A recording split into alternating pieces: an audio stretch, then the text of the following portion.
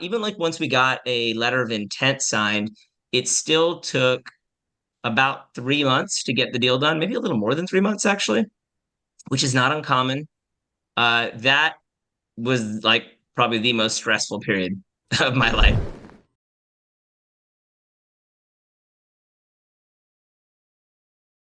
Let me introduce myself. So, my name is Praveen Gunta. I am out of Atlanta these days. I guess it's home now. I've been here about 20 years. I actually started my startup journey in the dot-com boom era. So that tells you how old I am roughly. Got out of school in 99. And for whoever thinks that the last few years, like the boom that everybody saw in the startup world, like say several years ago. I mean, there's still a lot of activity going on, but it was kind of crazy in 2021, 22, and so on. It was crazier in 99. I can tell you that from firsthand experience because, those companies, there were so many companies that were doing so well and they had built nothing. I mean, no revenue in those days. You really could sell an idea. That time doesn't exist anymore. But well, maybe it does in AI. Anyway, built a company then and stumbled my way into sort of an acqui-hire and didn't really know what I was doing. Built a product that was a little bit interesting for that era in sort of online collaboration and learning. It's called Smart Work Groups. Sold that company. I learned something from that experience. Sold it for a little over $1 million, so not a huge deal, but not nothing, for being fresh out of school. And there were four of us founders. And what did I walk away with? Well, they say in startup world, you can make enough money to change your car. That's one level of exit. Make enough money to change your house. That's another level of exit. And make enough money to change your life. So that's, for a lot of us, that's a goal, right? I mean, it's one part of why you want to be a founder, I would think. Maybe it's not the only goal by any means. Anyway, made enough money to change my car from that deal in the end. Why? Because we got a little bit of cash on the front end. And then with the dot-com bust, my shares, I sold them for $300. So, and that's only because for some reason the company bought them back. They basically were worthless, but they bought them back for some fraction of a cent. And so got $300, went to dinner. That was my startup payoff. And I learned something from that experience, which was that, well, this is kind of how it can go in the VC game. And cash is real, and, when the wire hits your account, then it's real. Otherwise, it could go well. I'm not saying it wouldn't, but you just don't know. So that was a valuable lesson for me. Didn't actually raise any money with that business either, but just got acquired into that VC system, into a larger startup where that was sort of how things went.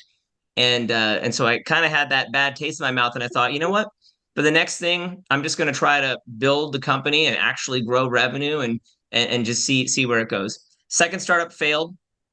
Why? And I'm not going to spend a lot of time on it, except to say that I learned a great lesson there. Built a system that if I had gone in the right direction with it, would have been like Expensify or any of those expense management systems. And I was building it like 3 years before Expensify even started. My main problem, I'm a technical co-founder, right? So I can write code. I can build a system.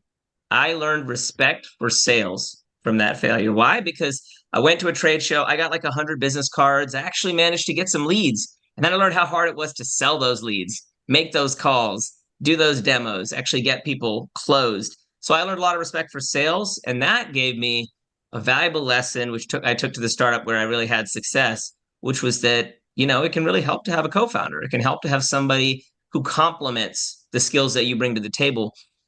So for me, I'm a technical co-founder. Sure, I can do business, but at my core, at least, I like to build products. And so I found a friend of mine who was really good at sales, and together we took a company called Hidden Levers, which was a fintech startup. We served financial advisors. So we sold software to financial advisors. What did it do? It helped those financial advisors answer questions for their clients. Things like, what happens to my portfolio if what if inflation like actually keeps going up and the Fed is forced to raise interest rates? Or what if things in the Middle East, they seem dicey, stuff's going on there. What if that goes out of control?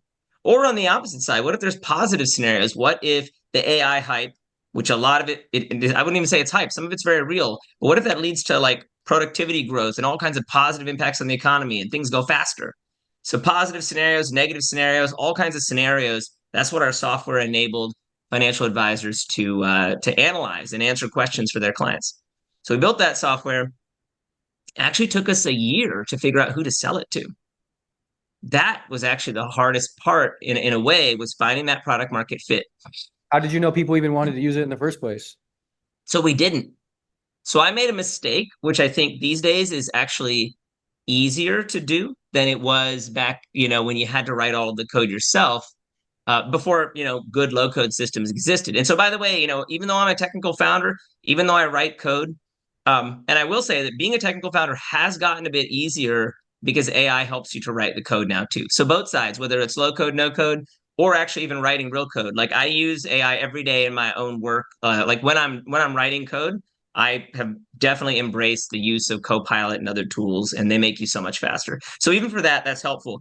But what I think now, the hard part was I built a product first because I'm a technical founder, and so that's what I know how to do, right? I had this kind of cool idea in my head, or I thought it was a cool idea of, oh, wouldn't it be so cool if I could figure out what factors in the economy affect my investments? And so let me build a system to help show that. So I just did that before I even talked to a person, which is kind of a terrible way to go about building a business, actually. So then what happened was that I got my co-founder interested. He's like, yeah, I think that we can sell this to people.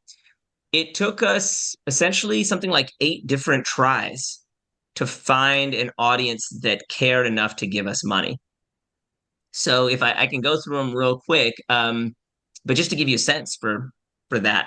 And sometimes maybe you'll have a better idea, but even it's hard. That's the hardest part of the business. Is we have this product. First, we show it to the people we know. We worked on Wall Street. Like I spent some years after I got to New York from that first startup. I spent time in institutional Wall Street. So we try to pitch people we know, our own contacts, and they're like, "Yeah, this looks pretty cool, but I mean, you're like a new startup. You're not going to be able to sell to a bank for years. You're going to go bankrupt trying to sell to us. So come back when you've got customers and proof." Okay, they said no. Then we went and we pitched online brokerage companies. We're like, "Yo, E-Trade, Fidelity, whoever, you guys could put this on your website and your clients could use all this stress testing, these cool tools we have." They actually took our calls. They took our demos, actually, but nobody was going to sign anything. They're like, this looks interesting. Talk to us in a year. Same old story. So that was a no. We somehow got involved with the financial media, and they were like, yeah, we'll use this stuff. And we even got on CNN Money. This is like middle of 2010. This is a while ago now, but and they were like, yeah, this is cool. Worked hard on it to get something ready for them. Come to find out at the end of like a summer's worth of work, 2-3 months of work, yeah, we're not actually going to pay you for it. We just want to be able to put it on our site, and like we'll send you traffic. All right, so that's the third strikeout. Then we're like, all right, we'll sell it retail. So we put it out to the retail audience, and because of that CNN Money traffic, we get like 20 or 30 users paying $20 a month each. And we're like, okay, 500, 600 bucks a month. We're going to go broke pretty quick. That's not enough to pay your rent, much less make a company. That's another strikeout. So it kept on going like this. We would just keep testing different markets, but that tenacity was important to keep on what I call, so this is a computer science term, to do what I call a breadth first search. Don't go too deep into any particular market. Just like that was maybe it was, I actually think it was kind of a bad idea the way I approached it, to like build too much software up front. But once we had that, we committed to like, you know what, we're going to try this market. We're going to try the next one. And my co-founder, Raj, was instrumental in this, but like, let's keep on hitting different audiences. Finally, we go to a conference, which, by the way, I highly recommend this. If you guys have a few dollars in your pocket, if you happen to be doing B2B, it's easier on the B2B side than the B2C side. Identify a conference that your theoretical clients might be at. Why? Because you'll probably have to pay to go to it, right? Those business conferences aren't cheap. If you call and you tell them you're a startup, you'll get discounts. They always will do discounts. But we went to this show called Finovate, which was like fintech startups presenting on stage. And it cost us like $3,000. And then like all in with like travel expenses and whatnot, it was probably like close to $5,000. That was out of our pocket. You know why that $5,000 out of our pocket was a great expense? Because there's nothing that will focus the mind like an exploding deadline. An exploding deadline where we knew that by September 3rd or whatever it was around Labor Day, we had to be ready to go, ready to present. This is our money on the line here. So that I really found value in. And then when we actually got on that stage and presented, there was one group in that audience, and we didn't know about this group, but that really it resonated for. And it turned out it was financial advisors. They're the ones that actually thought our software was cool. So those folks started talking to us after we present, and they say, hey, if you just take this software, it's really cool. But if you can just make it output like a report, a presentation, like a PDF kind of a presentation for us, then yeah, I think that my firm would sign up for this and we could use it to help sell to our clients. So we had the first indication finally of a customer that would actually pay us money. And we got that through this presentation at a conference. And so once we had that feedback, we were able to go back to the lab, spend another 3 months working on it, and get a first B2B proper version in place. And then it still took us some time. It took us another 3 or 4 months to start to get some traction with that audience.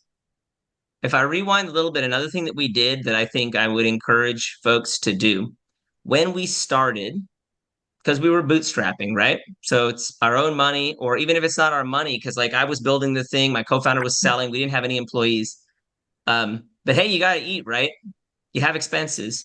So we're like, let's put a timeline on this project. This project is going to be 18 months long from when we officially started. We're like January 1st, 2010. That's the starting gun. We have until we gave ourselves until July 1st of 2011. So we had a specific date. Maybe we made it July 4th just for kicks, whatever. But it was like right around there. It was 18 months.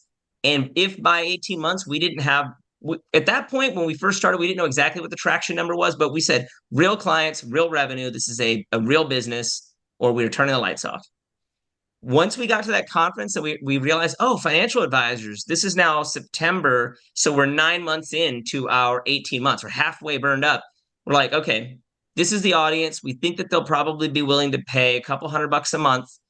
We need 100 of them. So we set ourselves a solid goal. We're like, we have 9 months to get 100 paying, or we're shutting it down. And we had, that crystallized it, focused for us.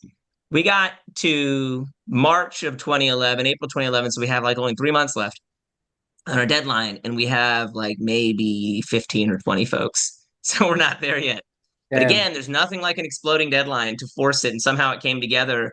We, got on some webinars with folks in the industry.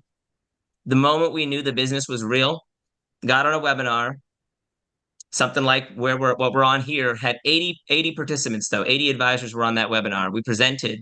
We were selling for a very low price at that time. Our target price was $200-300 a month. We were selling for $30 a month. We told people, we're like, if you're a beta user, beta adopter, you get this huge discount. 16 of the 80, so 20% of that audience signed up. Half of them by the end of the call, and half of them within the next couple of days. That was when we knew we had a business. So like, wow, like that's product market fit, or at least the sign of it, the hope of it. When you see like 10% of people and they're like willing to pull their wallet out and throw a card down and actually get using your software. So that was wait, at that point though, Praveen, you're only making what, a few $100 MRR, right? So we're still not making a lot of money. Yeah. I mean, so now here's another interesting thing that happened. And this is why, for those who are looking to bootstrap, I'll be honest with you. I have a B2B business today. I have a B2C business that I'm working on as well. On the B2C side, it's possible, but it is hard. It is harder to bootstrap. Is it possible? I think that the marketplaces, the app stores have made it easier because they do a lot of the distribution for you. Obviously, they take a big cut, but at least they help you with distribution some. Because if you had to and you still have to market, so it's still very tough. On the B2B side, though, because some of these businesses are willing to pay hundreds, maybe even up close to $1,000 a month, that taxed together really quickly. So here's what happened. So, Alim, what happened is we're charging $30 a month, but we realized once we started getting traction, we're 30, 40, 50 advisors, we started raising prices. We started low, and this worked out really well. We started low, and then we're like, okay, because we started so low, we can raise prices and test that. See, if you start too high, then you don't know why people won't buy your product. Is it because your price is too high? Is it because your product sucks? You actually don't know. If you start low, then you remove the obstacle of price. And if they still won't buy it, then it probably just sucks, right? Yeah. It probably isn't meeting their needs. And so then we raised prices from 30 to 50. It sold faster at 50 than 30. We raised prices from 50 to 100. It sold faster at 100 than 50. And 100 now all of a sudden that's $1,200 a year. That's real money. Uh, it turned out that the fastest sales were at $100 a month. But we're not in it to just maximize number of sales. What are we trying to do? We're bootstrapping, trying to maximize revenue. So we kept raising prices. We went to 150, we went to 200, we went to 250, we stopped at 300. And what we found at 300 was that the sales were slower than at 100, but it was triple the money. The sales were about half as fast, but for triple the money. So that means it's 1.5x on a revenue basis, which is what matters. We're trying to maximize revenue. So long story short, we crossed that 100 user goal. We got to the end of that year. That's our second year in business. Had about 200 users paying. No, not quite that many, but our run rate was about 20K a month at that point. So Wow. enough to be a legitimate business at that point. Like, I mean, we still weren't making a lot of money, but we were able to do a little bit of fractional hiring and just get some folks helping us, not just a two-person band. And yeah, and then we were able to grow steadily from there. Um, we went from 100K in calendar revenue that first real year to 400K the next year. So kind of jumped quick. And then we averaged about 60% growth per year for the next 9 years. Wow. Yeah, and it was steady. I mean, of course, there's always, I could go into, there's so many hijinks along the way, but I'll Oh, I'm stop there. sure. That was the essence of the story. The key thing that we did in building throughout was we built profitably. So we were always cash flow positive after we got, really got going there. And what that enabled us to do, if I fast forward to the very end for a moment, when we were in like M&A negotiations with buyers, the difference between buying our company and buying, because there were other competitors that were competitors in similar companies that were for sale, like a lot of companies were, going through transactions in 2021. And the difference with our deal was you could buy us, and a lot of these buyers, even though our buyer was a software company, they were private equity backed. So that meant that, they are looking at the finances and whatnot. And they had to go out and borrow the money to buy us. They didn't have all the cash they needed to buy the company. Oh, So really? they went out, Damn. yeah. So they went out and borrowed over $100 million. And because we were profitable, because we were generating 4 million in cash flow at that time. So when we sold, we had 8 million in top line revenue, so a little over 8 million ARR, and a bit over 4 million in pre-tax profitability. So that's real cash flow. And so that meant two things. One, it meant if nobody bought us, okay, whatever, making plenty of money, not a huge deal. And so it put us in a position of strength to negotiate. And then second, it meant that when a buyer, like when I look at it in hindsight, when the buyer bought our company, there were a lot of bad deals done in 2021, like inflated deals that now companies are just like, good Lord, why did we do this? We got to like write this company off. It was a total waste of money. Our business, when we sold it, was profitable and paid for its own acquisition. So that we felt Yeah. was, that made it strong. And there was a similar company to ours that was break even. The same buyer, Orion Advisor Solutions, the same company that bought ours, their board of directors shot down the other deal. Why? Because that company couldn't pay its own way. So they were like, you know what? This just doesn't make economic sense. And if we talk about today with 5% interest rates, every company, every buyer behaves that way now. Back then, there was a lot of hype and you had hype deals going on. Virtually every buyer wants to see the economics work now. So That's that super that ended interesting. up, being in our favor. No, that's super interesting, Praveen. Super, super interesting. Um, so you sold Hidden Levers, um, and now you're back at it. You're building another business, and this one was also bootstrapped. And from what I know about Fraction, it's a very like solid cash flow oriented business. Um, were you just trying to prove to yourself that like, hey, I can keep bootstrapping companies, or Why do it again? why not Yeah, raise if you know you're good at building yeah. businesses? Well, so I think it's a good question. And I don't want it to sound like you should never consider raising capital or even that I'm against, like fundamentally against raising capital. Now, I will say that obviously once you've had a successful exit, you have more choices. yes, if I wanted to go raise money, it's easier to have backers because they can see a track record of success. But you also don't really necessarily need to raise money as much as well. Like you have resources that you can put to work yourself to an extent. So I I have guess that actually flexibility. let me repurpose the question a bit here. So you said, back in 2011, 2009, when you were building your product, like the barrier of entry to technology was very high. Like you had to It was know much how to, higher then, yeah.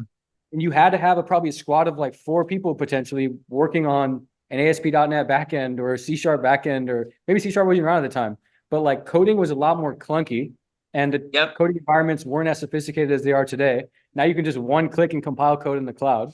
So like you probably, spent a lot of time having to build the product, maybe a year, 2 years. But today, in today's market, now you can build products a Right. lot faster. And I think Fraction, actually, you guys have a no code platform, and now you're building a 8-figure business on top of a no code platform. As a technologist, Praveen, like, how do you truly feel? No bullshit. How do you truly feel about entrepreneurs building on no code, low code tools? Are these scalable businesses in your eyes? Yeah. So yes, so I think it's a great question. And I have a simple answer for you, actually. So the first version of Fraction. So Fraction, what we do is we specialize in fractional talent. Our pitch line is that the best talent already has a job, so why not hire them fractionally? And so for that business, we wanted to have a portal, where all of our talent could easily, that prospective clients could easily like, sign up and then they could browse and see the talent and be able to sort of shop in that way. So we built the first version no code. In our case, we use Softer. Softer is one of the easiest tools out there. I think a lot of the tools that you use at Ambitious, Alim, are actually more powerful than Softer. We Softer actually is have like serious software. 101. You guys are like, with Flutterflow and what you guys use, you can do more. But Yeah. like, hey, that's just a really easy one. So I was like, you know what? Let me just use it to start and just see. And once we got the business going, then we began to replace it and enhance and move from there. But yeah, so in a way that answers the question. I believe that it is where every founder should start. I can code. I could write my own platform from scratch if I wanted to, but that doesn't mean that that's the best way to start, particularly not now, not when there are so many options. Uh, you know, rewind to 2010, yeah, I had to spend a good, I don't know, 15 months probably writing code to have something that was honestly worthy of customers and worth taking to market. One of the ways that I, funded that, we're talking about bootstrapping, was that I didn't actually quit my day job for about from when I started that, Hidden Levers, the last company, until when we really had revenue and customers. So that I mentioned to you guys that was an 18-month period. 9 of those months, I still had my full-time day job. So I definitely did the fractional thing myself as a founder, and that kind of fast forward to today is one reason I believe in the idea Yeah. of fractional work and what I'm I doing think now. one thing you do really well, Praveen, I think one thing that we all have to be really good at is storytelling. Like I all all the time as a founder, I'm storytelling. Ask Adrian. I've told him so many stories. Adrian tells me so many stories. And you guys all have to be good at telling stories. Communication in mankind has always been through the vehicle of stories. Always. Everything is a story, right? And Yep. so Praveen does a really good job on LinkedIn. He's always telling a story about how he bootstrapped, hired fractionally, and he's eating his own dog food, right? Like, I think that's something really, really good that Praveen does that we all should probably talk about after. Praveen, we got 5 more minutes. I know we have to be super respectful of your time. Does anybody have questions for Praveen? Adrian's got a question for you. And this is the first time you actually might be meeting Adrian, so I'm excited for that.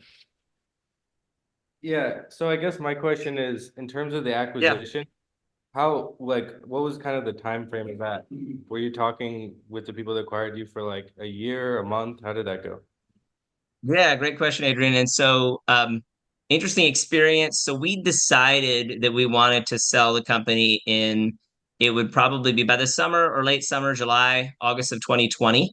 And our deal closed in March of 2021. So just in a rough sense, it's like 8 months. So we did decide to work with bankers. But the funny part is, this often happens, our actual acquirer was one of our software partners. So there were several dozen companies in the industry, in that kind of financial advisor, what we call the wealth tech space, that we were partners with, that our software was integrated with. And one of our larger partners bought us. I still think working with the bankers was helpful because there was sort of a competitive bidding process. There was more than one company we were talking to. Um, I'll say this about the M&A process. So that once we actually got, even like once we got a letter of intent signed, it still took about 3 months to get the deal done, maybe a little more than 3 months actually, which is not uncommon. That was like probably the most stressful period of my life. It's definitely the case that when you Was it sign, everything? Did you have the most perfect SOPs and the most perfect training guides and an LMS set up to hire all your employees? Was everything perfect inside the business when you were getting acquired? well, I mean, yeah, so obviously And maybe I not, hope you right? sense the rhetorical nature of that question. Oh no, no, obviously, yeah, and no, no. But the funny part is this. So it's an obvious no because it's never true. But someone told me that getting acquired would be like, I don't know, a colonoscopy or whatever. Pick your like painful kind of experience. And if anything, it was worse. Like it's worse in the sense of just going on and on, dealing with like, these forensic accountants that they hire to scrutinize every last thing you did over the last like 3 or 4 years and sort of reconstruct like every last bit of your revenue and like is all of this stuff like this. So they do it from the financial side, they do it from the software side, they do it from the business side. They want to look, they want to read like every contract or at least like the top 20 largest customer contracts and like, oh, right here in contract number 17, you've got like these 3 words that we don't like. That'll be $5 million because that's $5 million of risk we don't want. And they'll use any excuse they can. And then you find yourself fighting back and you're like, no, we're going to take your garbage offer. By the way, I'll say this. If any of you have ever bought or sold a house, you probably have been, that's probably a similar experience where, particularly if you were a home seller, not in like a hype market like now, but maybe years ago, like it was like a little bit more challenging. And the buyer in a big transaction will wait until the last day of their due diligence period. And then they'll have like this whole list of complaints. And they'll be like, yeah, we like if it was a house, they'll be like, oh, yeah, we want $20,000 off because look at all these problems. Only whenever it's buying a company, be like, oh, yeah, look at this list of problems. We want $30 million off. And so in the M&A process, they will come at you like that until you say, no, we're done. Goodbye. You have to be willing to walk. You have to be willing to walk if you want the deal to close because their job, the guy on the people on the other side of the table, their job is to test and see how low they can, how much of a discount they can get because, we're talking about potentially very real money. So I don't blame them for their side of the table and how they negotiate. But we said, hey, between my co-founder and I, we came up with this is our best and final. We are shipping this. And if they say no, we're moving on. We're running a profitable business. We don't need this. And by the way, when you're in that due diligence period, generally speaking, you can't talk to any other bidders. So you're locked out of the market. Goldman Sachs actually called our bankers while we were in this lockup period. And we're like, we can't take the call. So it hurts. You're like locked up and you got to either get the deal done or get, so that was stressful. You have to be willing to stand your ground or they will cut you. And so that was, but hey, got to the other side. Yeah, it helps to be profitable, I bet then, because you don't want to be burning for an entire year. We got one more question for you, Praveen. Thank you so much. Sure. Isaiah? I have looked on YouTube for so many videos of founders sharing like $100 million acquisition stories. And I'm not posting this on YouTube because that was amazing. That was what I've been looking for my whole life, Praveen. Thank you so much, man. Sure. Isaiah? So during the period when you guys were increasing your prices to find out like what that barrier was, were you guys also changing your features or was it the same product?